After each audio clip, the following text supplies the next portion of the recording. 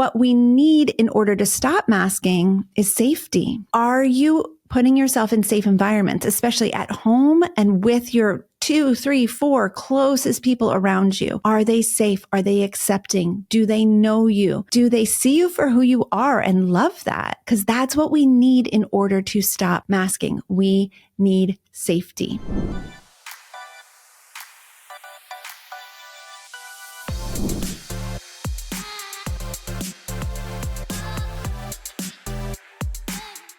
Hey, what's up? This is Kristen Carter, and you're listening to the I Have ADHD podcast. I am medicated, I am caffeinated, I am regulated, and I am so ready to roll. How are you? Happy June.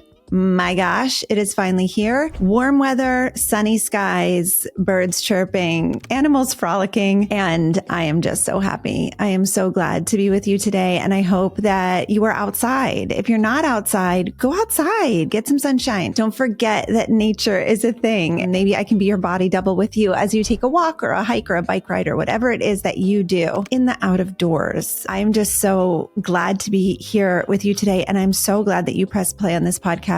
I don't know if it's weird to you when I say this, but I mean it from the bottom of my heart. I know there are so many other podcasts out there, and you press play on this one with me. Thank you. That's so nice. I'm so glad. So we're going to talk today about masking.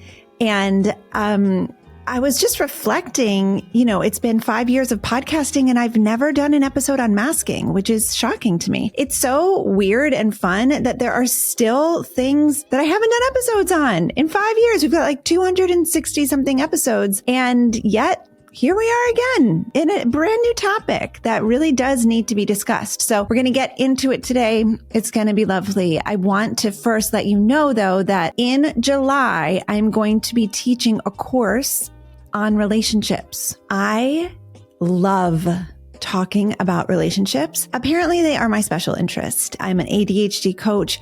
I work with adults with ADHD. I'm what is called a general life coach, meaning I will coach on anything and everything as it pertains to ADHD and just the human experience. But I am obsessed with helping my clients have deep, connected, healthy relationships. And this is something that has emerged in the last couple of years as I have done a ton of work on my own relationships and then been able to help clients with this as well. So I am going to be teaching a course in my focused ADHD coaching membership on the topic of relationships in July. I really want you to join me. If you have been thinking like, oh, I should really give that a try, like I should try focused, and you just haven't gotten around to it, first of all, you are my people. I totally understand.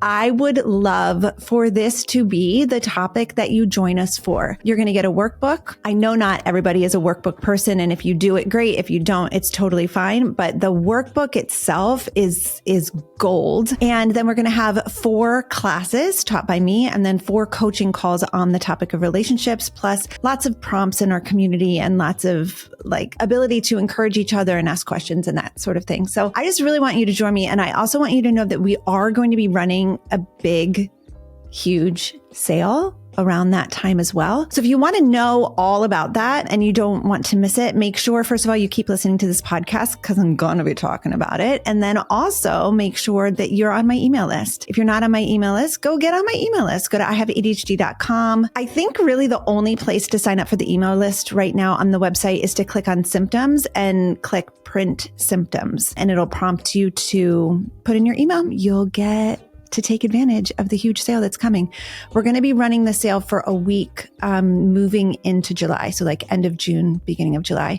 You're not going to want to miss it. I don't want you to miss it. Let's put it that way. Maybe you do want to miss it. I don't want you to miss it. It's just such an important topic because we ADHDers struggle so much in our relationships and we don't know how to fix them. We don't know how to show up as ourselves, which is what we're going to talk about today with masking. And we don't know how to find safe people. And we don't know if we deserve to be around around like good people. And we don't know if we're the problem or the other person is the problem. There's just so much that goes into it as being an adult with ADHD. I can't wait to talk about my special interest for a whole month. So if you want to know about Focused, if you want to know like what the heck is this thing that she's talking about, go to ihaveadhd.com. That's my website. You can click on Focused. That's the coaching program. You can read all about it. If you are like me, you're going to want to go to that page 100 times. You're going to want to read every single word. You want to click every single thing and do all of your own research. And I really encourage you to do that. I have a video on there for you and just lots of testimonials and explanation of how the program works. And then if you want to take advantage of the big sale, you got to stay tuned. It's going to be worth your while. Promise. All right, y'all. Let's talk about masking. What is masking? Why do we do it? Is it a good thing or a bad thing? Should we stop? Should we keep going? What's the deal with this? So let's start with what is it? According to ADD.org, masking is when a person with ADHD acts in a socially acceptable way to fit in and form better connections with those around them. This usually involves camouflaging their symptoms by controlling their impulses, rehearsing responses, and copying the behavior of those that don't have ADHD. Sound familiar? I wanted to read another definition just so we have some variety here. From Medical News Today, masking, also known as camouflaging or impression management, I like that term, impression management, refers to when someone makes changes to the way that they behave to cover up or compensate for their symptoms. So yeah, masking is a thing. Most neurodivergent people mask. I understand that masking is a whole thing within the autistic community as well. That's not a community that I have a ton of experience with as far as like, I am not autistic. I have a lot of autistic people in the Focused ADHD coaching program. And my son was just diagnosed with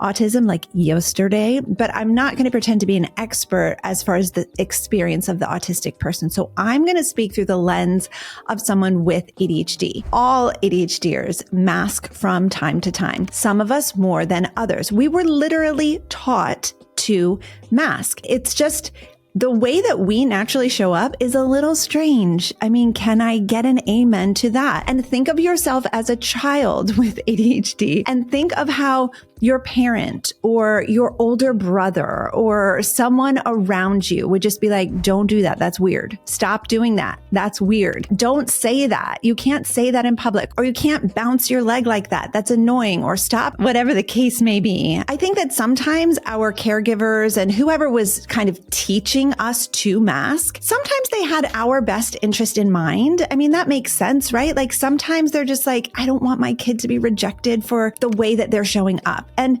I can have compassion for that. Like I appreciate in some instances being helped to see what is socially acceptable and what is not socially acceptable. I think that is just part of parenting and part of bringing our kids up into the world is helping them to see like, hey, if you jump around like that, in certain settings, you might get made fun of, or you might be rejected. So you might want to save that for home, or you might want to try to sit still so that you can fit in. And I think that in some ways, that's really protective and beautiful. And in other ways, it really taught us to not be ourselves. And I think there are a lot of us adults with ADHD who are now trying to unpick and untangle what are the ways that I am masking that it's actually helpful and a good thing? And what are the ways in which I'm masking that is actually hiding myself and being inauthentic? And really, that's going to be the theme of our conversation today is,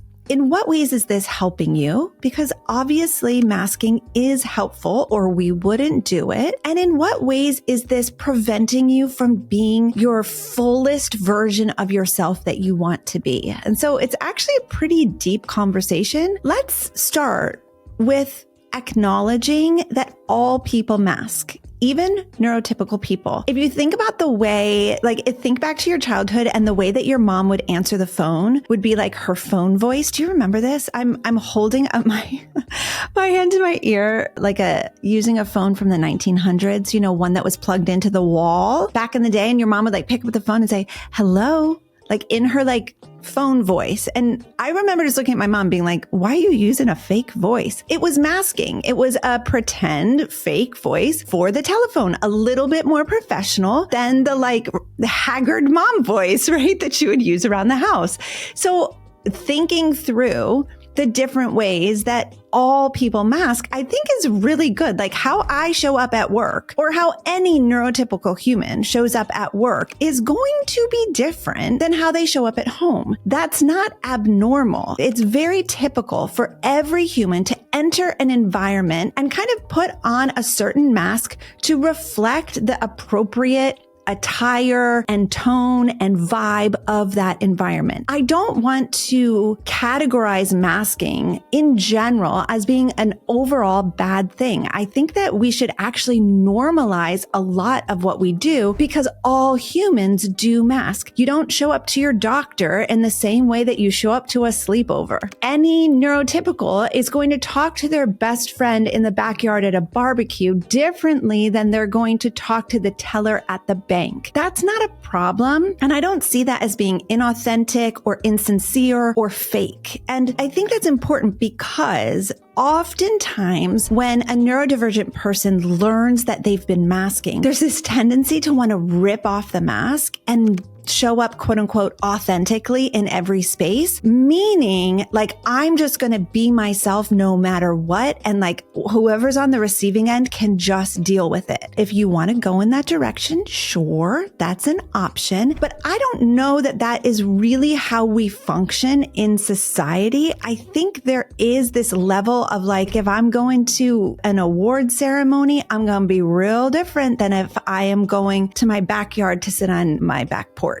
It's different and that's okay. It doesn't make it inauthentic. There's just different aspects of my personality that are going to show up in different settings. And that is normal. We don't need to say like, well, I have to be the same person in every setting. That's not really a thing, in my opinion. Nobody does that. Nobody shows up the same in every single setting. So I don't want you to have this idea that maybe you are insincere or inauthentic if you're showing up differently in different settings. That's not necessarily a problem. That's usually just being human. It's just being human. There's a certain level of propriety that's required like at church. That's not required when I'm at the beach. It's just a different setting. A different version of Kristen Carter is going to come out. That doesn't make me inauthentic. That doesn't make me insincere. And it doesn't mean like, oh girl, you're masking. This is a bad thing. It's like, no, this is just a different setting. And I am an adult who is understanding what's expected and what's required in each setting. So it's not really a problem. Everyone masks. It's a normal thing that all humans do. Where it becomes problematic, in my opinion, is when we neurodivergent folks have to mask in order to be accepted. That's when it becomes a problem. When we have to pretend to be okay when we're not okay. When we have to pretend to understand what's going on when we don't know what's going on, when we have to pretend to like something that we don't like, when we have to pretend from a really insincere, inauthentic place that feels yucky, that feels performative, that feels just gross, that's when it's a problem. It's also a problem, in my opinion, when we have to hide ourselves, when we feel like we can't show who we really are, when we're masking to cover up our vulnerability. In my opinion, that's when it's a problem. Not when we're just kind of showing up with a more professional vibe, or not when we're just, like, okay, I'm not going to wear a bikini to church. I'm going to wear a bikini at the beach because that's appropriate. But I'm not going to resent the church environment for being like, why can't I just wear a bikini? Because that's what I want to wear. The image now, I hope I've created just a hilarious image in your head. Hopefully my husband's not listening to this. Okay. There is a difference between symptom management and masking. Not everything that we do to manage our symptoms as an adult with ADHD is masking. That's not it. There's this whole aspect of ADHD that is symptom management. And yeah, like you're an adult with ADHD, you're going to need to manage your symptoms or you're not going to hold down a job or you're not going to keep a relationship or you're not going to be able to function in society. That's not masking. Managing our symptoms is just helping us to function in society. And there's nothing wrong with this. Obviously, we want to be functional adults. We want to hold a job, go to the store, have friends. We want to be able to just show up and function. And that's not being fake. That's not masking. Okay. In my opinion, it's just symptom management and it's not masking. So here's an example of what I mean on ADD.org's website in the article that I referred to earlier, which I will link in the show notes, being extra early to events to avoid being late. In my opinion, that's not masking. That's just smart symptom management. Like you have ADHD, you know you suck at time management. You're going to be late if you're not extra careful. So showing up early is just a way that you're managing your symptoms. It's just a way that you're making sure that you're able to function in society. It's not, not allowing your true self to come out. Like if we did that with our time management, we would never show up. Is that like, hello, right? So masking is not letting your true self be seen. Showing up early to ensure that you're not late is just smart ADHD management, in my opinion. Okay. So I think that as you are processing and maybe assessing, like, okay, am I masking? Where am I masking? Do I want to mask? Is it working for me? Do I want to make changes? I really want to encourage you to separate. That is what I'm trying to say. To separate ADHD symptom management and masking, because there is a difference. I don't know what the specific nuanced differences are for you. So that's for you to just think through and figure out. But separating, okay, where am I masking? Hiding my true self, not wanting to be seen, not wanting to be vulnerable, fearing rejection. And where am I just managing my symptoms because I know I have ADHD and I know that symptom management is important. Next, let's talk about why do we mask?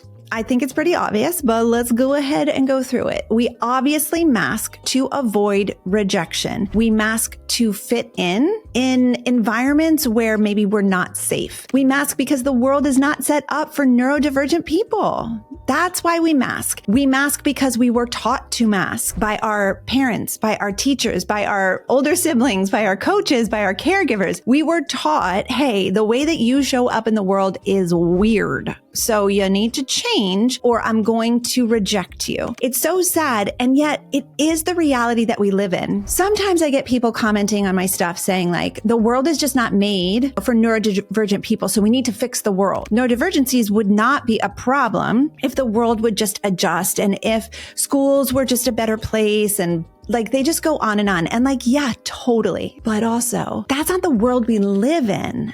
Like, we got to live in reality. When someone comes at me with like, ADHD is not a disorder.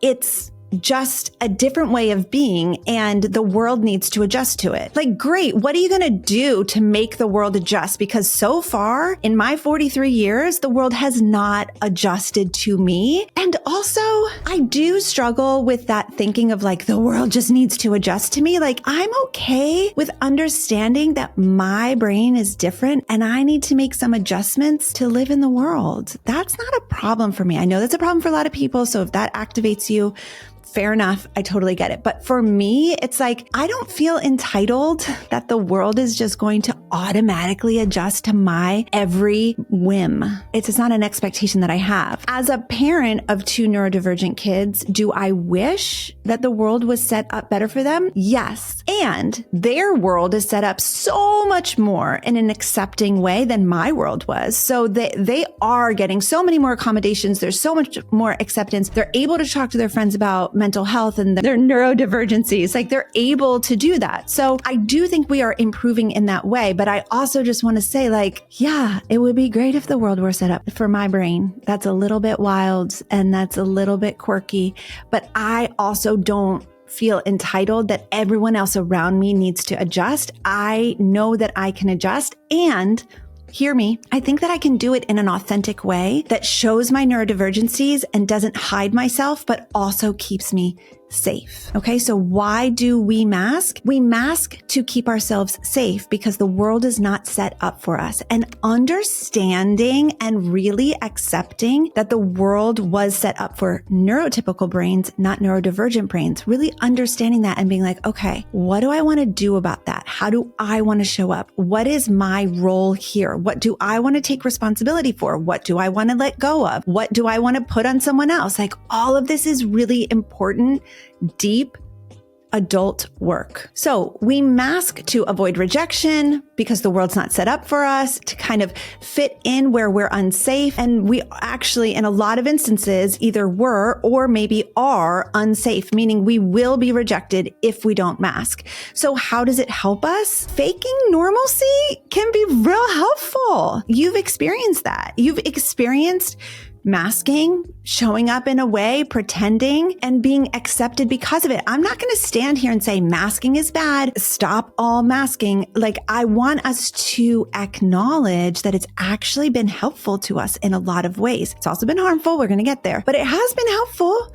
It's allowed us to survive different environments. It was adaptive for us, especially I would assume when we were little, to function within the school system and to stay in friend groups and to not be rejected and maybe to get a job and to fake it in the workplace and all of that. It can help us in a lot of ways, but it can also harm us. Masking takes a toll. It's really hard to feel like you have to fake it in order to be accepted. That's so hard. It's really hard to feel like you're not known for your real self. It's really hard to think if they only knew what my house was like, they would hate me. Or if they only knew what XYZ looked like, what my closet looked like, what my car looked like. If they only knew what the behind the scenes looked like, I would for sure be rejected. That does not feel good. That is intense pressure. That is a weight to carry. It's a lot. I'm going to read some excerpts from our Focus community. I posted in Slack yesterday. We have my Focus ADHD coaching membership,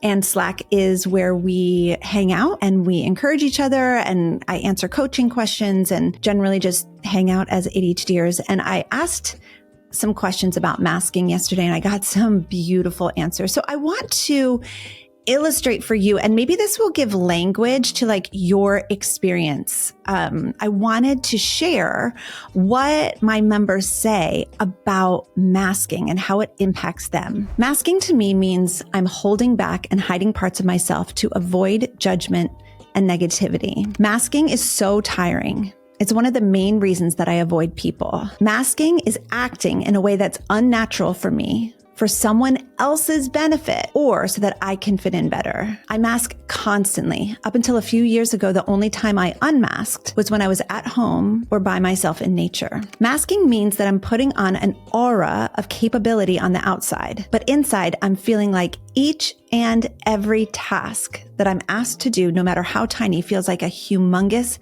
mountain to climb. Masking to me is when I'm pretending. It shows up as hiding that something is hard for me, often going to great lengths to hide the struggle. I was late diagnosed in my mid-50s, so repairing the collateral damage of my own unmanageability and charming my way around these incorrigible characteristics kind of became my personality. Removing these now kind of leaves me wondering who I am. So maybe it feels like masking because I act like I have it together when God knows I don't. Masking to me is knowing that you are too much for a person or a group in a setting that is more serious. So I need to behave or perform well and not be over the top or ramble. Masking for me definitely presents as social anxiety. It's not inviting people to my house because they'll see the mess, pretending everything is fine, responding to, "How are you?" with, "I'm good, you?" Anxiety about whether I'm talking too much, driving too fast, or being 1 minute late, agreeing to things that I know will make my body cringe. I'm most likely to unmask with those who I truly trust, mainly with other ADHDers. I started masking fiercely after my first experience of bullying in the 4th grade. I started masking from then on. It was pretty constant and involuntary. I never took the mask off except at home with family or all by myself. And I never never stopped masking until I turned 50. 50. My goodness, that's 40 years of masking. Okay, I'm going to end this with a hysterical story. Here's an example from before I was diagnosed with ADHD. At one of my former jobs, no matter how hard I tried, I could never figure out what the company did. You are going to die. When I was first hired, someone explained it to me. I thought my brain interpreted it correctly, but I eventually found out that I was wrong. Like any good ADHDer, I avoid difficult conversations like the plague, so I didn't want anyone to think that I wasn't paying attention by asking again. I tried to figure it out by taking cues from listening to other people about the company, but every time I thought I had it right, I would hear another explanation that was totally different. Oh my goodness, it would turn my brain into a pretzel. After I was there for a year or two, it would have looked really bad on me if I had to ask someone, what does this company actually do? Eventually, as much as possible, I would do my best to avoid any conversation where it might come up. As a member of the company's marketing team, I had to find creative ways to describe the firm's capabilities for different pieces of content, all without revealing that I had no idea what I was talking about. I stayed there for 10 years, y'all. If that is not the most perfect example, I do not know what is. I mean, that is the most ADHD thing that I have ever heard in my life. 10 years on the marketing team, and you don't know what the company does. I love it so much. Okay, so here's a question. Is it worth stopping yourself from masking? Is it worth unmasking? This is a really, really interesting conversation to be had. And what I want to say is, I want you to be very clear on where you are comfortable masking, where you can accept that from yourself as just like, oh, this is just like a normal thing that I'm going to do. And it's totally fine that I'm going to mask in this environment. And where are you having this nagging feeling like, hey, you're not really being yourself and you're hiding and you're being inauthentic. And I'm uncomfortable with us doing that in this location. So for example, can you unmask in your own home? I really want the answer to be yes. Can you unmask in front of yourself without judging yourself for your symptoms, for your quirks, for the way that you put the keys in the refrigerator? Can you unmask at home in front of you? Are you a safe person to unmask in front of? Do you shame and beat yourself up and judge yourself and reject yourself for your ADHD symptoms? I mean, if that's not the question, I don't know what is. Can you unmask in front of you? That's where we want to start. Are you safe at home? Are you safe to just be yourself without fear of judgment and shame in front of yourself? If the answer to that is no, that's where you need to start. We do not need to go out into the world and ask them to accept us without judgment when we haven't even done that work ourselves. No, we're going to start on the inside. We're going to start at home. We're going to start with asking our very closest people to accept us for who we are. We're going to start setting a precedent where it's like, hey, you don't actually get to speak unkindly to me about my ADHD symptoms. I need to be safe in my own home.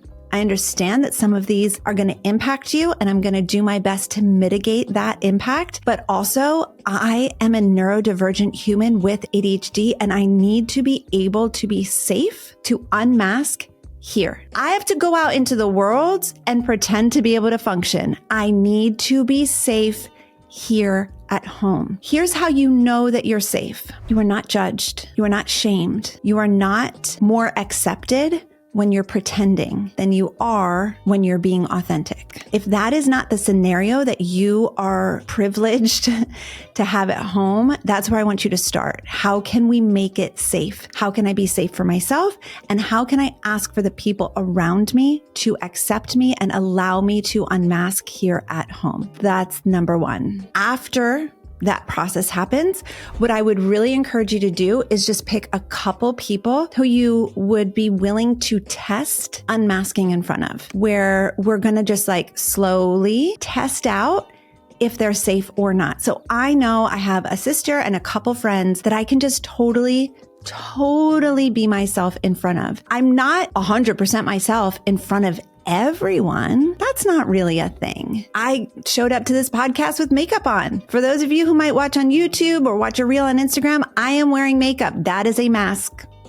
Okay, I'm 43 years old. I'm going to be wearing some makeup if other people that I don't know are going to be interacting with my face. And I'm okay with that. That's not inauthentic. That is just me feeling comfortable putting my best self forward with a little bit of concealer and some lipstick and making sure my eyes pop. You know what I'm saying? That's not inauthenticity. I think that in the neurodivergent community, maybe we've allowed the pendulum to swing like really, really far, where it's like any time that I'm showing up, not in my fully authentic self, then I'm being inauthentic, insincere, or fake. My point is, it's okay to show up different in different settings, but do you have people that you can be fully yourself with? If you don't, I really encourage you to make it your mission to find some, okay? I don't want to mask at home. I don't want to do it.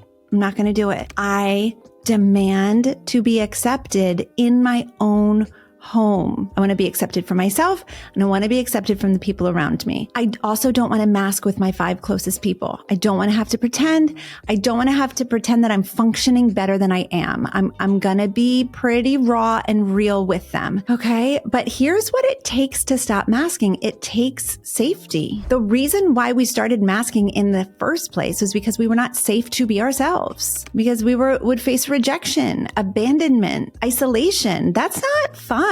And so what we need in order to stop masking is safety. Are you putting yourself in safe environments, especially at home and with your 2, 3, 4 closest people around you? Are they safe? Are they accepting? Do they know you? Do they see you for who you are and love that? Because that's what we need in order to stop masking. We need safety. I want to provide you with a resource as we end. One of my clients, David, found this, and I am just so grateful to him for it. It's from Behavioral Health Consulting Solutions, and it is an adult ADHD masking measure.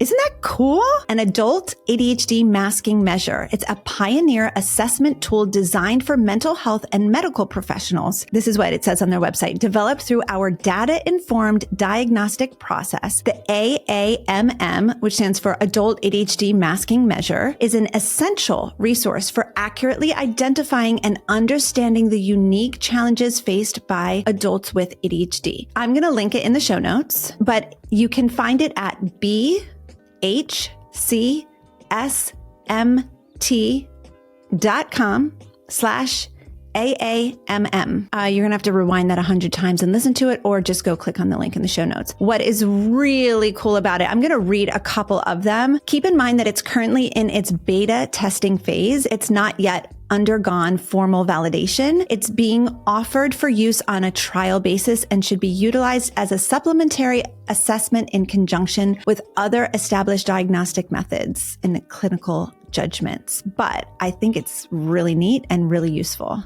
So it's a list of 28 questions, and you answer never, rarely, sometimes, often, or very often. I'm just going to read a couple of them. You can go look at them for yourself. I think it would be a really interesting kind of journaling prompt or self-reflection exercise. But here are a couple of the questions. I pretend to be fine when I'm not. I'm overly cautious about talking too much or interrupting others during conversations. I overdo tasks to the point of exhaustion to prove my capability. I'm overly conscientious about the cleanliness of my living or workspace. I hide hyperactive tendencies even if they make me feel uncomfortable. I'm overly apologetic due to forgetfulness or a perceived lack of focus. So those are just a couple of the kind of reflections that you can go through there. I really found it to be insightful. And it really showed me ways in which we ADHDers work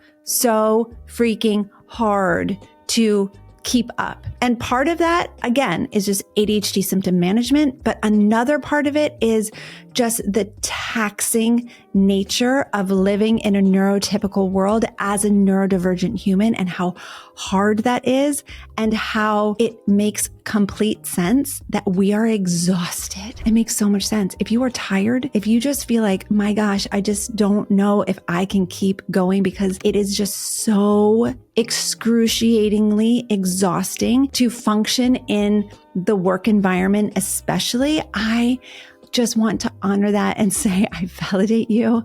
I think that is so real and so true.